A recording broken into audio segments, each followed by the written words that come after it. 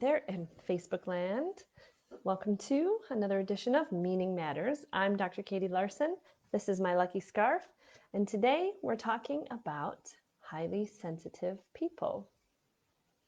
Today we're talking about highly sensitive people and what it's like to be one, especially if you have a highly sensitive child, which we'll talk about towards the middle of the video.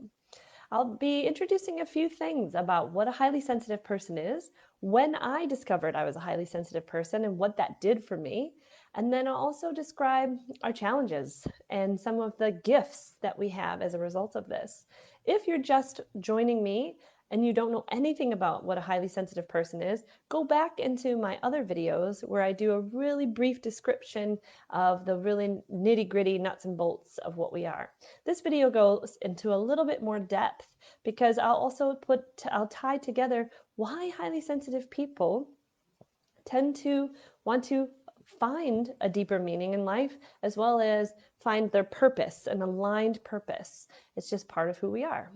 So first, let's just talk about what a highly sensitive person is, if you haven't already learned this term. We are the ones who feel the world very deeply. We don't just think about the world deeply, but we feel it. We feel it emotionally and we feel it somatically. We feel the positives, we feel the negatives, we feel everything in between, and we notice all of the invisible energies around us. And I'll describe lots of different qualities to how a highly sensitive person can function and thrive as a result of feeling the world really deeply. But I want to share about when I learned what a highly sensitive person was and how that changed my life. I was studying at the beginning of last year, or the end of last year, either way, to be a coach for spiritual emergence. I'm still studying for this, by the way. But what this coaching certification is we help those of us around the world at the moment who are waking up, who are noticing that there is more to life, who are plugging into the divine and into the sacred within us, and we are ready to rock and roll and share our gifts. So that's the kind of coaching that I'm studying in for to be. And when I was reading through my modules, there was a phrase in one of the materials that says, highly sensitive people will tend to feel this more often, more likely, more deeply, etc. And I could have just skimmed over this highly sensitive person part in the module, but as being a highly sensitive person, I really wanted to understand what this was. So I went down a little click rabbit hole, and it led me to a quiz on Dr. Elaine Aron's website that showed me that I was in the top of the top in terms of description of a highly sensitive person. And then the more videos and the articles that I consumed, suddenly I realized, oh my God, this is me to a T. And not only is it me, but it made me understand my whole life up until that moment in a completely more compassionate, understanding framework. So I'm going to share a few things about this framework for you now. And for those of you who are still on the fence or you've never heard of being a highly sensitive person, you might resonate with it to the point where you too now have a life-changing experience. So what Dr. Elaine Aron created was an acronym, and I'm going to use a little whiteboard today. Her acronym is DOES, and I'm going to go through each of the letters and share with you what exactly these mean in terms of being a highly sensitive. And so the letter D is we are deeply processing people. So we deeply process the world. And what this means is not only are we thinking very deeply about things, but we're able to make connections between what you're describing and a lot of novel scenarios. So we are actually the ones in the classroom that understand what has been talked about from minute one, where the rest of the class may need 25 minutes. And so we were probably bored in a lot of our classes growing up because we're really quick. We're quick-witted, we're funny, we have great sarcasm, and we understand the complexities and the relationships between things in a really deep way. Now, I didn't mention this. I should probably pause here for a moment and let you know that highly sensitive people are 20% of the population.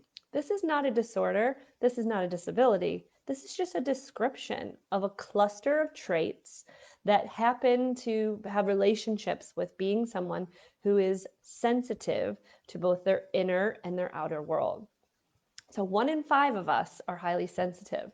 So you were one of the 5 in the classroom who was understanding things very quickly. And not only that, but you were making novel connections. So we tend to be the people who are the visionaries. We are the creatives because we think of novel solutions to problems because we make connections in ways that non-highly sensitive people do. We also feel things very deeply. We feel emotions very deeply, which we'll get to in the next few letters. But the depth of processing means that as a highly sensitive, you're not living a shallow life. You have a really difficult time staying on the superficial layer of reality. You don't like first level conversations. You like third level conversations where things not only you and the other person understand, but you can take it to up a couple notches where you're not even debating whether what you understand is true. You take it up to a third notch, which is now let's talk about the depth of this, and it's exciting for you. So you tend to get bored at parties if people just ask you what you do for a living or what you're going to be doing over the weekend. Again, the depth of processing is part of what makes us wonderful hard workers, and in fields like philosophy, I have a PhD. I can't get enough of depth. But we also get bored really easily because a lot of the world isn't as deep as we want it to be. I'm going to go into O now. And the O, it stands for we get really overstimulated. And some of us think of that as a negative, but let me just first flip it to show why it's important as a highly sensitive person to get stimulation. We love stimulation. We are the people, this is me so much. We go shopping and we have to touch everything. We have to touch all of the fabrics. And if anyone watching is like, that's me too, please write that in the comments. We love the sights and the sounds of the world. We are very attracted to nature. We love the rich smells of the earth.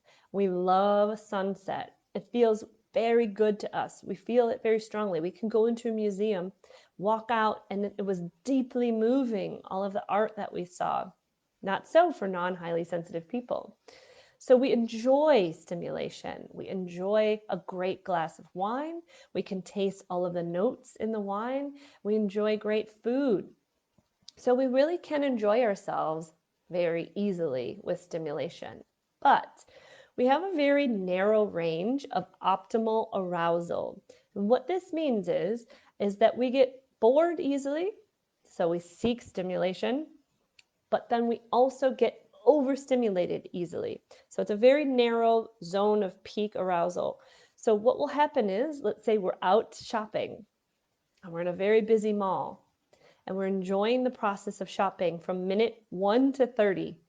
But by minute 31, you just hit a wall and you're done. Suddenly, the flickering light in the background, too much. The people in the mall, too much. You have almost like filled your cup of stimulation from minute 1 to 30, and then at 31, it's overflowing and you need to get out quickly.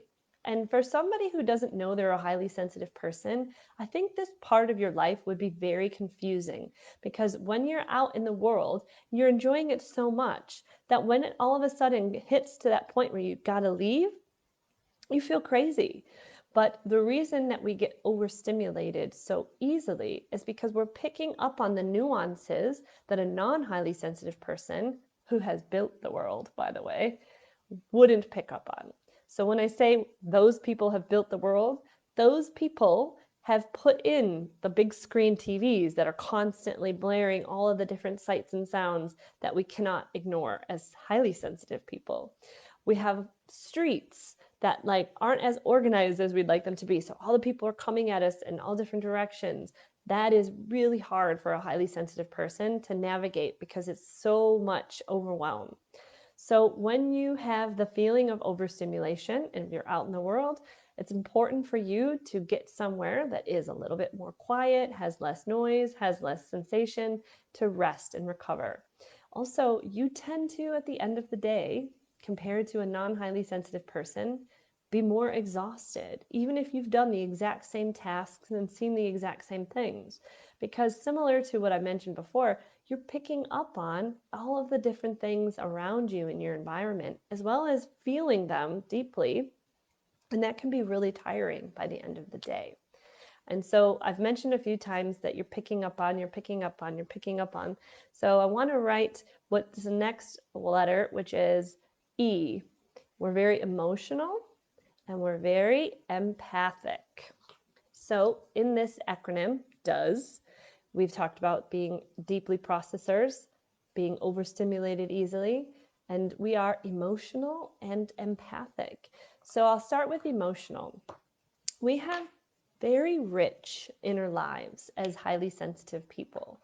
So when we are experiencing our emotions, not only are we good at being able to discern between them, so we really understand the difference between disappointment and frustration, or anger and fear. Like, we really understand that. And we even understand those complex emotions. Like, for example, maybe there's like you're anxious about something new, but you're excited and you're overwhelmed all at once. Like, we can feel and pull out each of those threads really easily as highly sensitive people. But that can be quite overwhelming as well, because we are feeling all of the feelings. Like, sometimes my husband will say, "How are you feeling?" I'll be like, all of the feelings. And it's great and it's beautiful. And sometimes when you're looking at an amazing sunset, you're feeling all of the beauty of being a human and being in nature, and like the depth of the colors within your body. But if you're watching a scary movie or a sad news story, you're feeling all of that as well. So emotionally, we have very rich emotional lives. Empathically, what I want to say about this is I knew I was an empath since I was about 20 years old. And it was all as a result of me explaining to somebody one day, like, yeah, like, when you walk in the room, you can just like pick up on everybody's energies. And they're like, what do you mean? What do you mean you can do that? I'm like, can't you? No, I think you're probably an empath. And so again, I go down a click hole back when the internet was dial up, and I'm looking through empath. What does it mean to be empathic? And I'm like, holy cow, I'm an empath. This explains my whole life. Well, as an empath, you tend to feel not only other people's emotions and other people's feelings, but you also feel the environment and sometimes even things. So for example, you can go somewhere, and that area of a city or that area of a town, it has a vibe to it. Some people even equate colors and shapes and things. Like, I have an area of Hong Kong that is blue. Every time I'm there, it's very blue energy. And then the very next district next to it is yellow. And it's very clear to me when I cross from the blue to the yellow. It's just a vibe, it's an energy. And we, as highly sensitive people, pick up on that empathically. Sometimes we even pick up on the energy of an object. This is claircognizance or clairsentience. Somebody can hold an object and feel all of the feelings that that object has absorbed. This is a part of being an empath and a highly sensitive person. As you can imagine, that's a gift. You're a great caretaker. You're great in the service industry. If you're a teacher, you intuitively walk into a room and know what each student needs. It's an amazing gift and a great skill to have. The challenge, however, is it's difficult to turn it off. I think one of the ongoing lessons that all highly sensitive people have is trying to learn boundaries in order to protect their energy from invading things, because we are like a sponge and we are soaking up everything. And at the end of the day, if we have soaked it all up, it's important for us to understand how to squeeze that sponge, which we'll talk about soon. But is how do we also put a little nice plastic wrapper around that sponge so we're not soaking everything up? And sometimes these practices, which we'll talk about soon, they're very easy and you can do it really simply. And some of them really are practices in that you have to try doing them every day in order to build up that muscle of a boundary. So this is E. You are emotional and empathic, both positives and negatives to that. And then there's S, which is we are sensitive to subtle energies. And what that means is both inside of us, in our own five senses, and in our environment, a highly sensitive person is picking up on a lot more than a non-highly sensitive person. So let's start with the five senses, because personally that's my biggest challenge. So first, let me frame it as a neutral or positive, and then I'll tell you why it's so challenging for me. My five senses are very heightened. I am smelling every smell. We're the friend that you have that walks into a room that's like, what's that smell? And you don't smell it if you're not highly sensitive. So we notice everything. Like I mentioned before, I love to touch all of the fabrics when I'm shopping, or meals. Like we can taste like a meal. We can taste like, this is cumin in it. Like we just know intuitively, really immediately, what ingredients are in food because our senses are so heightened. Then what's great about that is that we feel the world in a way that would be like in hypercolor or technicolor, right? Everything is just intense and immense. And so like being in nature, like every shade of green we can distinguish between. What you're going to already know is a challenge for this is when you're in a very stimulating environment that is purposely trying to attack your senses, and maybe not attack, but just get you to pay attention. Because if you're one of the other five people who are not highly sensitive, you're not noticing that smell that they're like wafting through a mall in order to get you to buy more things, right? You're not noticing that. But if you are highly sensitive, you can't stop smelling that smell and it'll drive you crazy. This is really annoying to me because as a highly sensitive person living in a non-highly sensitive world, you almost don't get a choice, right? You don't get a choice of what you do and don't look at because it's being forced upon you. Or like right now, nowadays, like there's this new thing in Hong Kong where like certain places you walk into, they like spray you with stuff in order to disinfect you. And it's like, we don't really get a choice anymore. And then you're smelling that disinfectant spray all day and it's driving me crazy, right? So it can be quite challenging if your senses are heightened as a highly sensitive person. That is your senses. They're also the sensitivity to subtleties. It encompasses being aware of invisible things that are in your environment that some people don't pay attention to, but you are unconsciously, most of the time, and sometimes consciously picking up on. So let's talk about the unconscious parts of your environment that you're picking up on first. Oftentimes during your day, there's going to be a lot of stimulation or a lot of energies that you're picking up on. It can be anything from the mood of the bus driver, like we talked about before, where you're empathically picking up on the bus driver's mood, to maybe in your environment, there's like a light that's flickering on in the background. You're going to notice that. Or if, again, the smell in the environment, you're going to notice that. And it's all being just passively taken in by your unconscious at a constant rate. And at the end of the day, that passive taking in of information, it just starts to layer itself over and over and over until you have like a big weight, and you get home and you just feel like you've been carrying the weight of the world on your shoulders, and you don't understand because you've just lived a normal, boring, routine life. But you were actually picking up on all of the subtleties in your environment, and that can be quite exhausting. When you're conscious of this, it's a little bit easier because you recognize, okay, that flickering light is going to drive me crazy. I'm just going to do my best not to look at it, or I'm going to leave earlier than I would, but it still annoys you. And so that can be a little bit difficult. But the positive thing about having a sensitivity to subtleties is we make very good visual professionals. Like we're very good designers. We're very good at understanding like making a map or being an architect or doing anything in the creative fields, because our senses are just on, right? We just understand the way things are. I think you can always understand which partner is a sensitive and which partner is not based on who's standing in front of the refrigerator looking for ketchup.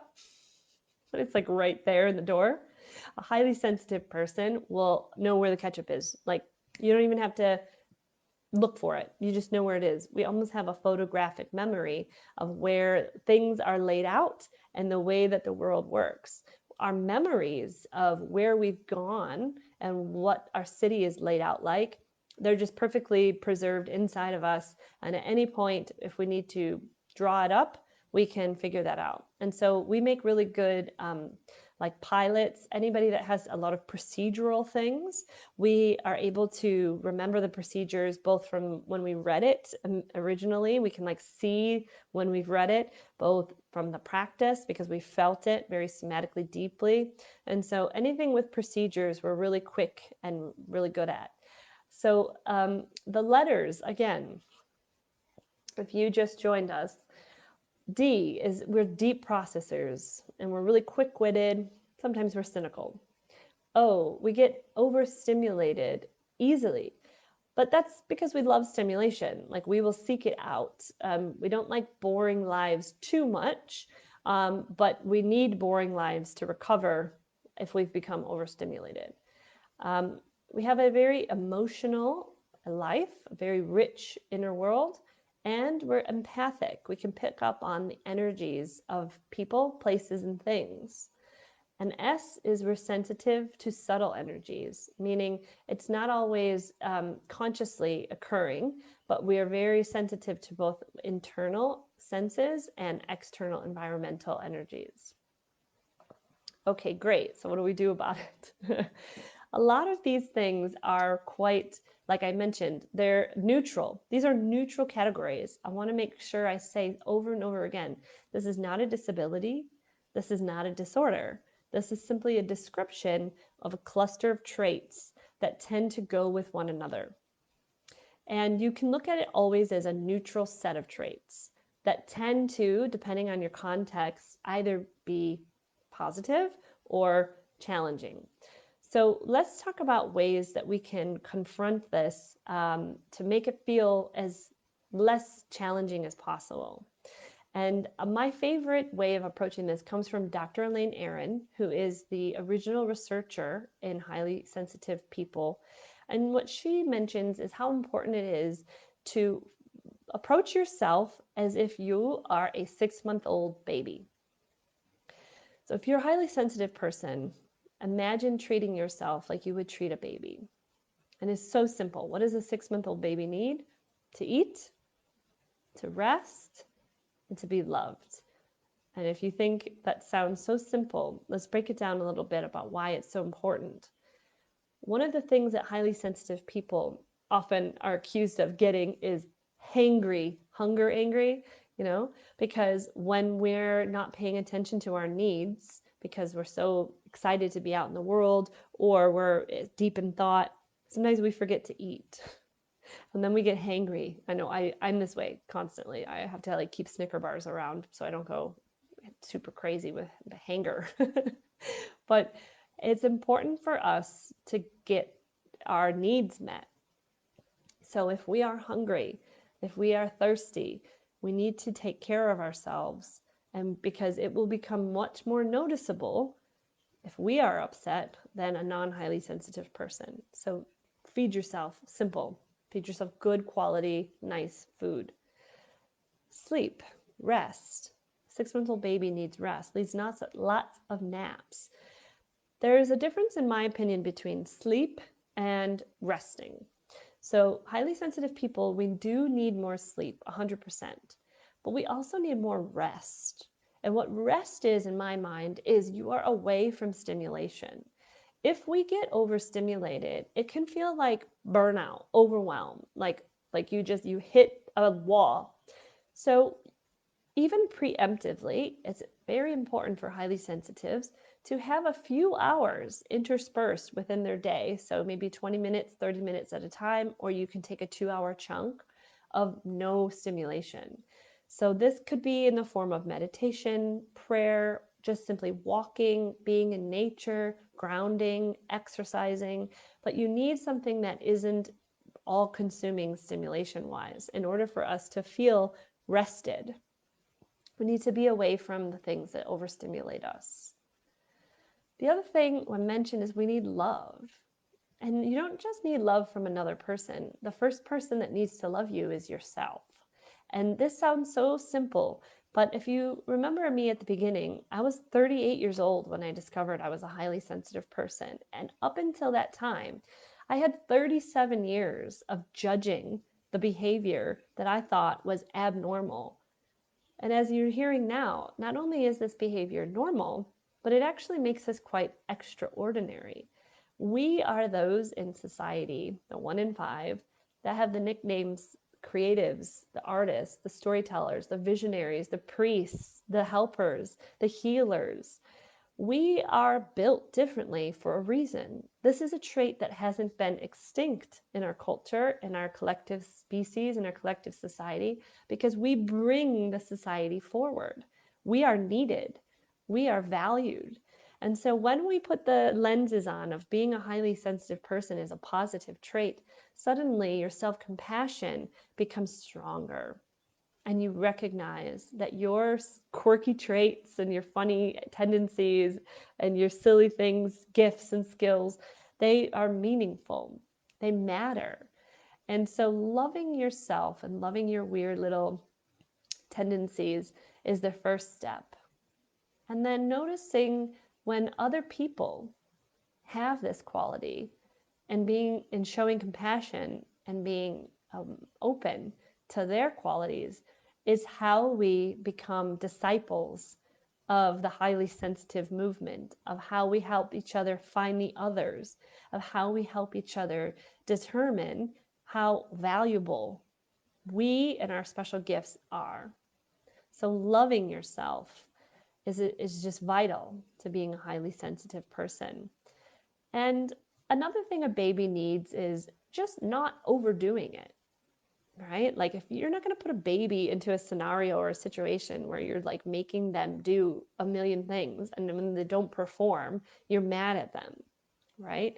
So as somebody who's a highly sensitive person, viewing yourself as that 6-month-old baby, you're going to care for yourself. You're going to give yourself the rest. You're going to give yourself the quiet space. You're going to allow yourself to have plenty of breaks in between, because you understand yourself and you know that you will overdo it if you don't have these things.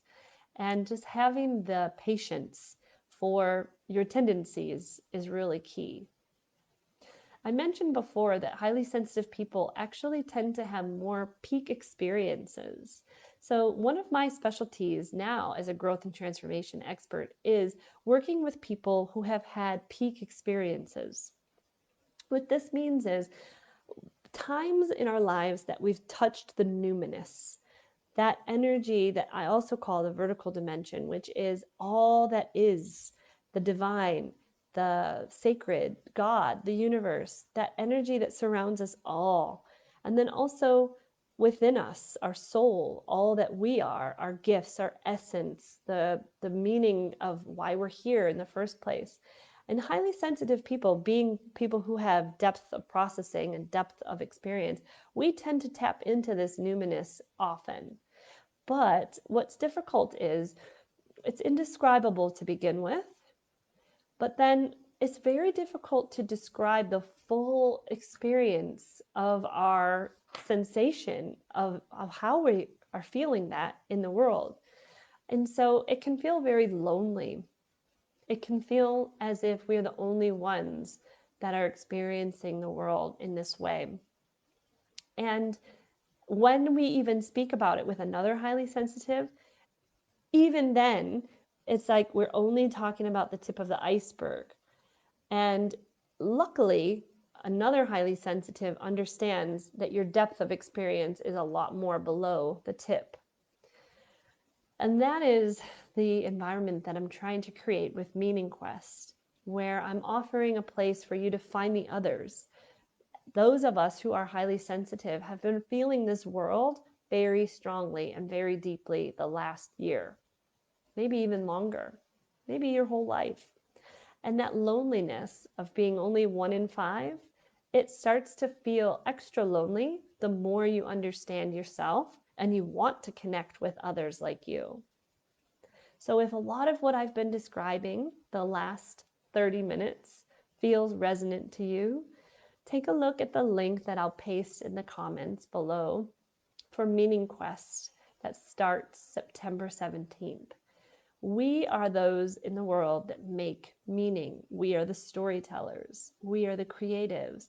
We are doing all that we can to share how we are experiencing the world. And in order to do that, we need a supportive community. We need time to express who we are, not just in words, but using our bodies. And we need to let go of our worries and our anxieties, and we need to use our thoughts for something that aligns us to our purpose. So if this feels like you, take a look in the link on the bottom and reach out. If you want a free call, give me a call. We can see if it's right for you. But I want to thank everybody for joining me today on the very high level, what is it to be a highly sensitive person video. Stay tuned for more videos on Monday Meaning Matters, where we talk about meaning and purpose. Thank you so much. Have a great day. Take care out there.